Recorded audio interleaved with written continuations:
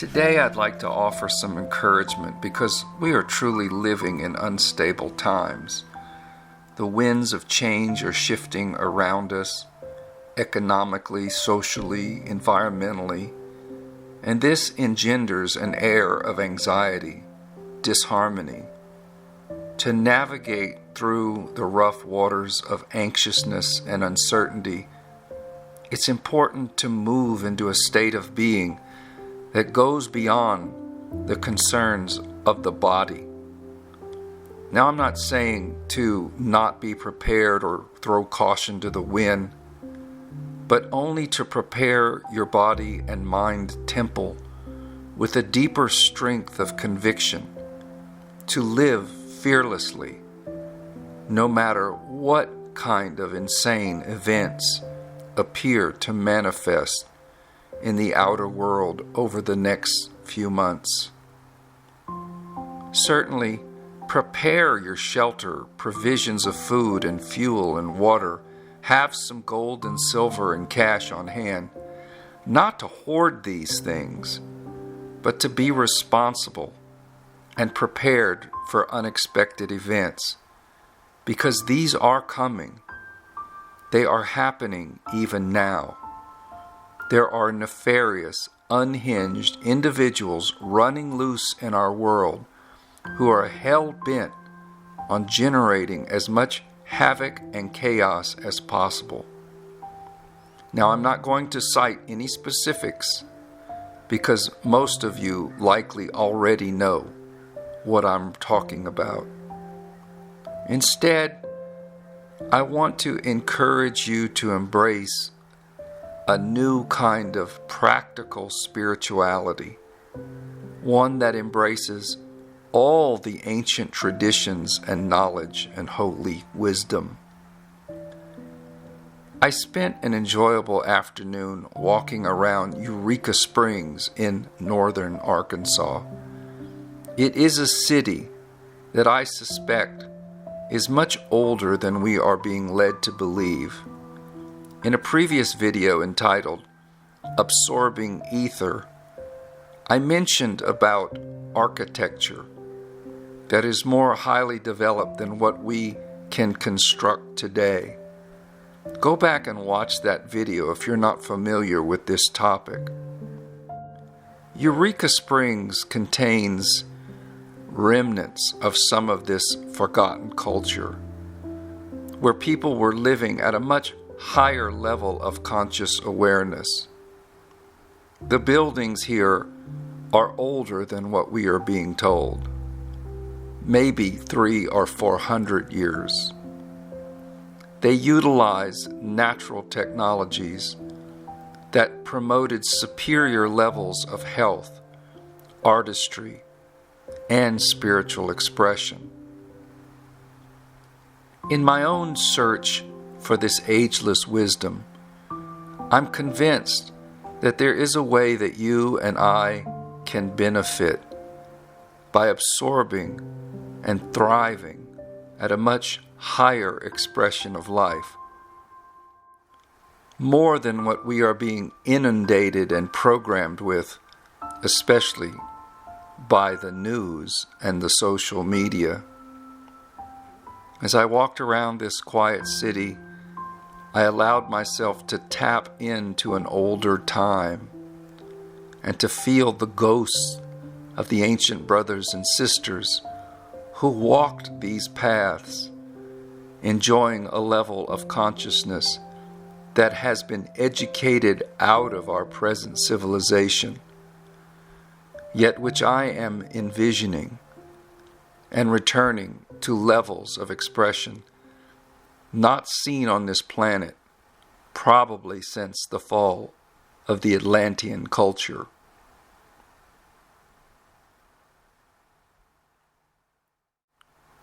Herein is the reason I'm sharing this video, to encourage you to reconnect with the living current of life directly, and to commune with the subtle way and the divine energetic power emanating from the earthly mother and the cosmic father.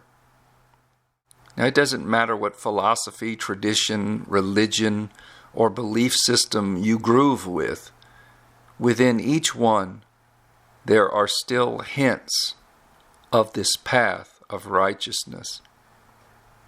I'd like to read a passage from the Essene Gospel of Peace, Book 2, in a section called The Teacher of Righteousness. Know that no man can serve two masters. You can't wish to have the world's riches and also the kingdom of heaven.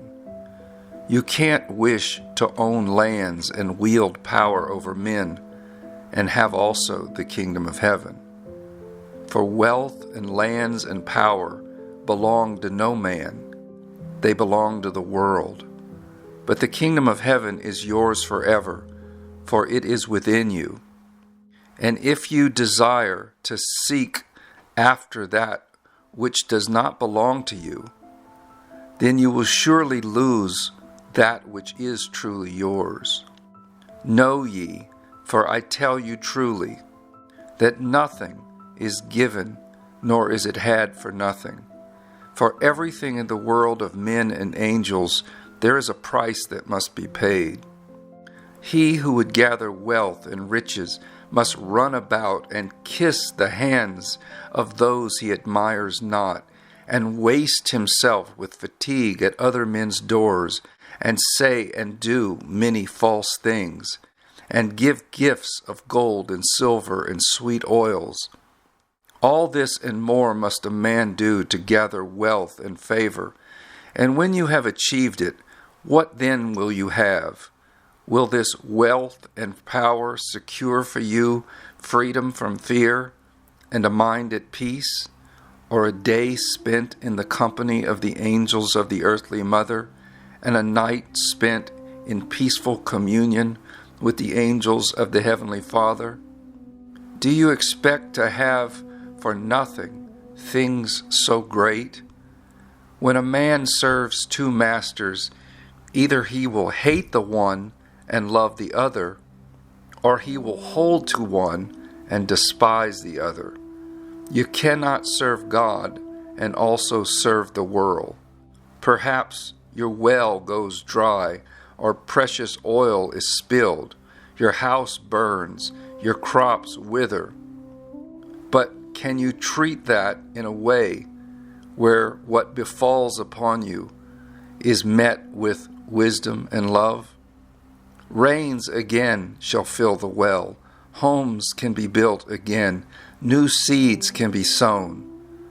All these things shall pass away and come again, and again pass away. But the kingdom of heaven is eternal. It shall never pass away. Do you then barter for that which is eternal, or for that which dies in an hour? Therefore I tell you, take no thought to store up worldly goods, possessions, or gold and silver, for these bring only corruption and death.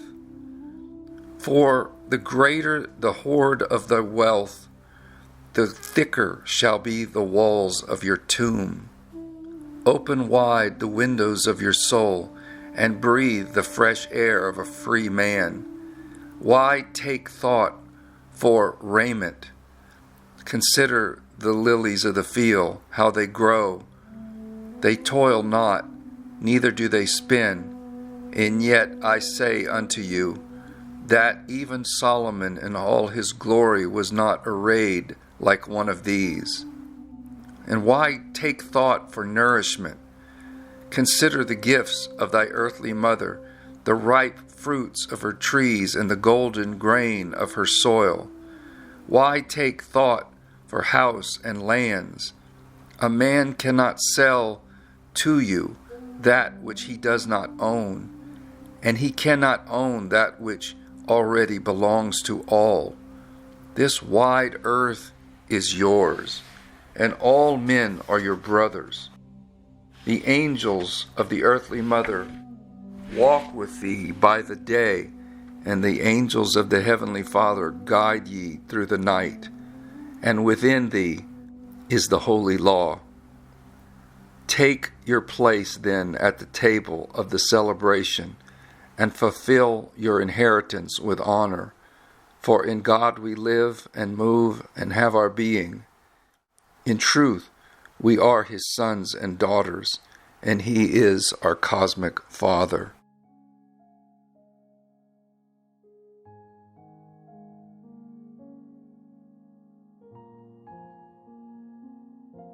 Here are 3 things you can do in your own life to help ground you in becoming spiritually prepped, to secure a psychological position of peace and calmness as you live within this world that continues to crumble into a kind of modern-day end-time madness. This present civilization is clearly dying, and a new one is being prepared for birth. What we are witnessing is a genuine shift, changing from a lower density to a frequency that is higher, faster, and in harmonic resonance with the earthly mother. Here are 3 suggestions. Eat less. Practice intermittent fasting. This is one of the best ways to improve your health. And if possible, make this a regular lifestyle practice. In my video called 6 Powerful Skills for Living a Simple Life, I share the resources that I found on how to move toward a life of fasting. Number 2, read sacred literature. Read it often. Find some kind of philosophy that appeals to you. Go to the bookstore and look through books on Eastern thought or Greek philosophy or ancient cultures. Make it a point to read inspirational books and scriptures. Some of my favorite books that I read almost daily are the Tao Te Ching, the Dhammapada, the Essene Gospels of Peace, the words of Jesus in the Bible, even the Bhagavad Gita. There are so many wonderful ancient books. Discover and seek out the thoughts and words that can bring you a sense of calmness and encouragement to see beyond the veil of this false matrix and the artificial programmed reality that has been shoved down our throats. And finally, spend time outside, bare feet on the earth, among the trees. Practice some gentle stretching or Tai Chi movements. Go somewhere near rivers, oceans, meadows, desert, mountains, and seek out the wild places to sit in silence and absorb the living current of life. As you bring more appreciation and mindfulness and take the time to breathe in the vibrant air of nature, you will embody a state of calmness that can do wonders to radiate out onto others. You will become the embodiment of life and light for others. Peace be with you.